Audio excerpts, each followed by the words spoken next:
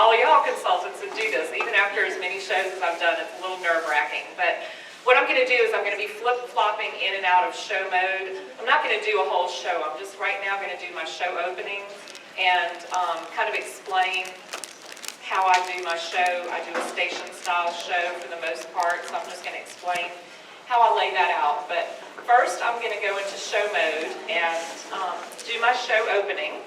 So, hi everybody, I'm Lousteau, and I'm so excited to be here with y'all tonight. Gosh, Kim, you did a fabulous job. Look at all these people. You did a great job with your guest list and getting everybody here. And so I'm really excited to be with y'all because I absolutely love Pampered Chef. I love what I do. And the best part of it is I love teaching all of you how to put real food on the table real fast. That's my passion, having families get back into the kitchen and at the dinner table together. So before I share a lot of our great products with you, I do have to again thank Kim for being such a fabulous host. That's a little Season's Best cookbook for you, and that is just the beginning of all the fabulous things that you're going to get as a host. You will get tons of free products. My average host gets over $200 worth of free products. You're going to get to pick half-price items. You're going to get a discount on everything else. So it is going to be amazing when those boxes get delivered to your house. I love a deal. You better start cleaning your kitchen out now because you're going to get a ton of stuff. So if any of y'all are interested in having that same pampering that Kim's going to get today, please let me know and we'll set you up and your friends with a fun night like this, and we can pick the theme that you want to have for your party, and we'll just have another great time to look forward to. So basically that's it. And then I get into setting up the stations or dividing people up into the stations. So I will tell you that I was very slow to switch over to the station-style shows.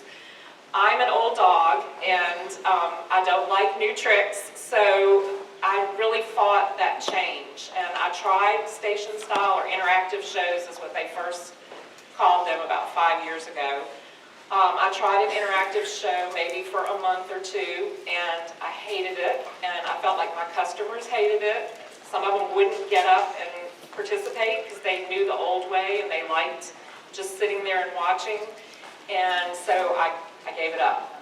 And then I went back to conference the next year. That's why it's always good to go to conference. Even after 5, 10, 15, 20 years in the business, you will always learn something new.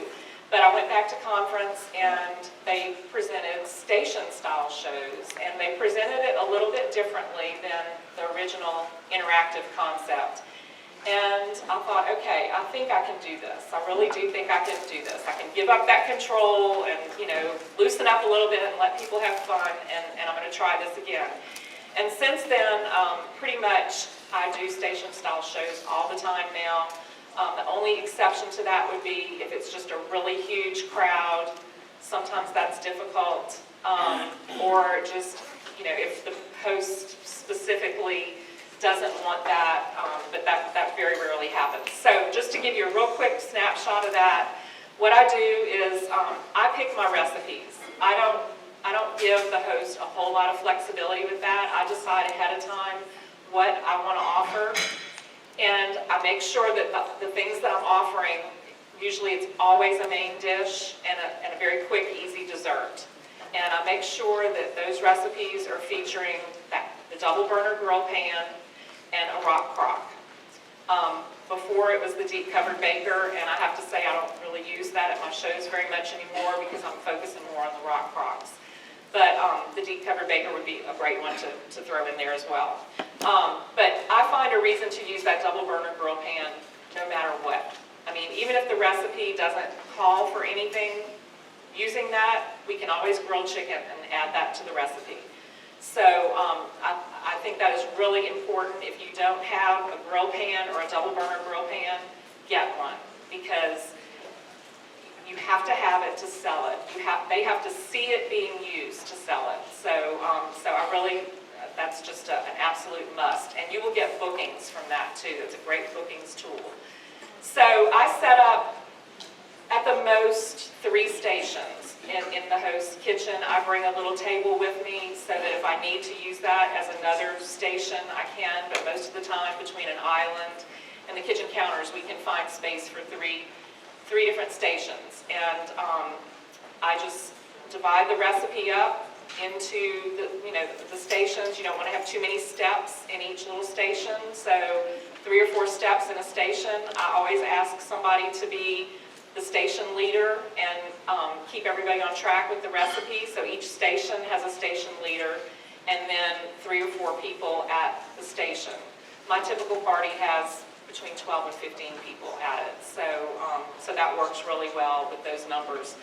And then before we start breaking up into the stations, I do go over those power tools that I talked about so that everybody hears that. I don't want to just be talking to the 3 or 4 people that are using the double burner grill pan. I want everybody to hear about it. So I highlight, those power tools like the double burner grill pan and the rock crock, and I explain to the whole group, what all the benefits and why they have to have that in their kitchen. You have to really paint a lot of word pictures with it. You have to give them specific reasons that they need to use it, what they want to use it for. Breakfast, lunch, dinner. You want to give them lots of reasons to use those tools. And then we break up into the groups and they cook and follow the stations. I float around and help them out, and then we do what I call shop and share afterwards. And everybody comes back together. We go sit down. That's when they get their catalogs and they go over their order forms while I'm talking about a few different things that maybe we didn't use that night, but that they, that I want them to know about. I'll just show you real quick. This is what I give my guests at the show. I give them a lap board. You can order these from Merrill, or you can make your own out of binders. Okay, talk to me afterwards if you don't understand what I'm talking about with that. But the lap boards are real handy. And then I do the order form off of Patty's website. If you don't know about that, pcteamtraining.com, password sweet16, all lowercase. That is a wealth of information, a great resource, and this is the order form that you can download off of that site every month. It's great because it's not them searching through all those thousands of little numbers on the Pampered Chef official website. They just make a big old wish list for themselves on here. They write in what they want. And then a catalog, of course. And so that's what they get in their lap boards when we go sit down. And I get the guests to share what they've used at their stations, what they loved about it, what surprised them about the product they were using. And so they're selling to each other. So that's really a big part of the show, is having them sell to each other, because they believe each other. And that has much greater impact almost than what we tell them. Have you ever been at a show where you ask people, what's your favorite item? And it never fails. What do they say? Mix and chop. Mix and chop. Well, they say that, but would somebody say, no, the dollar paring knife. They say the dollar paring knife. Everybody has to write down the dollar paring knife. And I'm thinking, why didn't they say the rock crock? So that's where we come in. That's why we have to sell those bigger items. But they're funny about bringing up those smaller things, but they also do bring up the things that they used in their stations and things that they had never had the opportunity to use before that they fall in love with. So I sell tons of close-in cuts. I try to use that at every show too. And if you're grilling chicken, then you can cut the chicken breast with that. So that's a great cross-sell there. I sell lots of food choppers, manual food choppers, all those great items that we know about, quick slices, things like that. So that is a snippet of my show opening and how the show is laid out.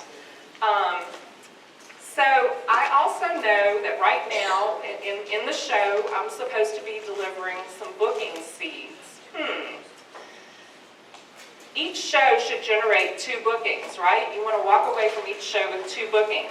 But even as a 20-plus year veteran, I need help with bookings ideas sometimes. So who's going to help me with that? All right.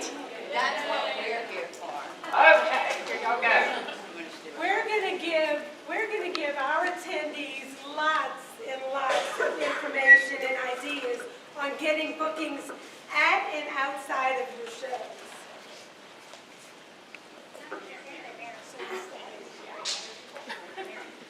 She has to go get her papers. I'm just going to wing it.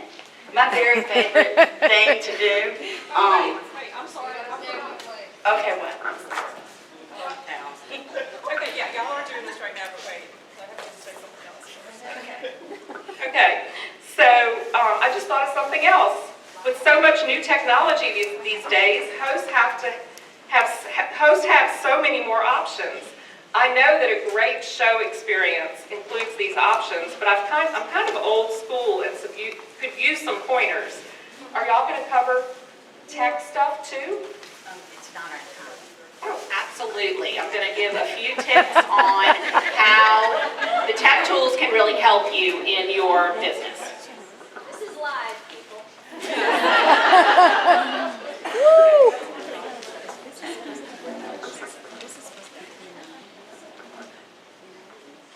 Okay, another thing that we're going to be doing that I know a lot of people are here to get information on, well, I hope, is virtual parties. So, we're going to bring out Mary and Shannon and come tell us a little bit about what you're going to talk about with your virtual party.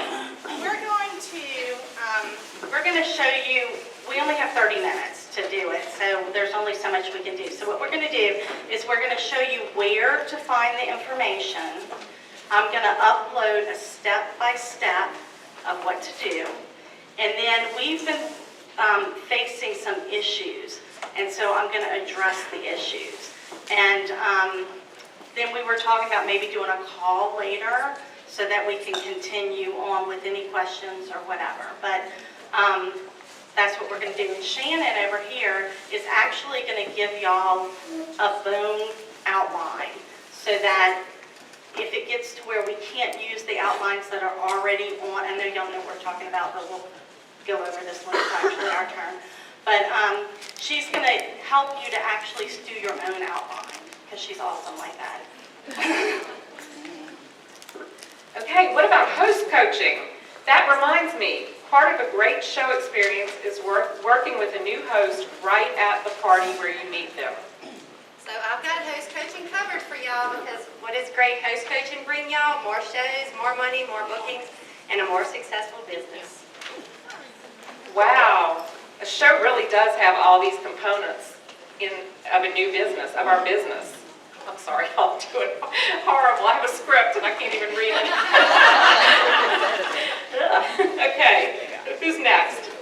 Somebody put me out of my misery. It's not me, it's somebody else. Vicki and Kim, where are y'all?